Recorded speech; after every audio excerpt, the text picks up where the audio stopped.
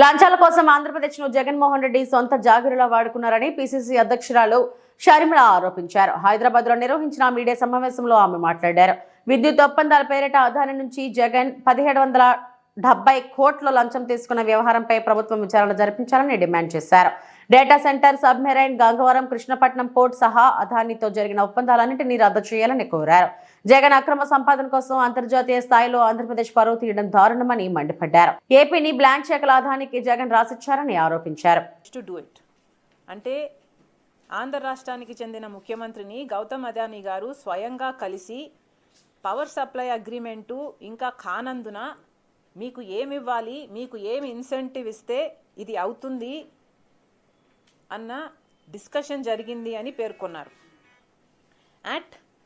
At or in connection with that meeting, Gautam Adani paid or promised a bribe to Andhra Pradesh government officials to cause the relevant Andhra Pradesh government entities to enter into power supply agreement with SECI for the purchase of 7,000 megawatt power capacity.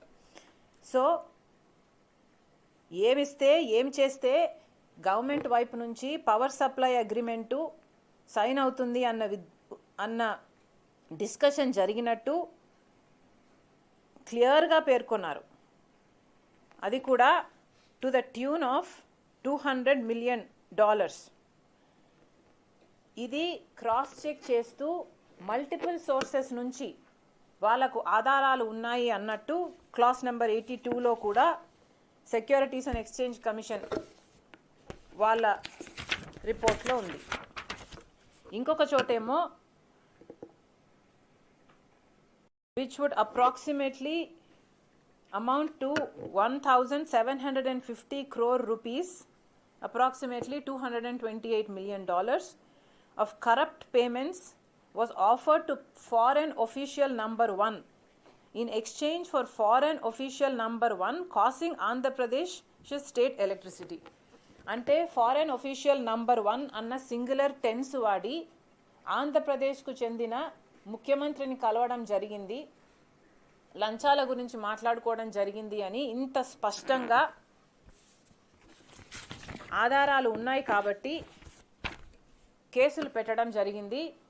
Gautam Adani గారి మీద arrest warrant కూడా issue చేయడం జరిగింది.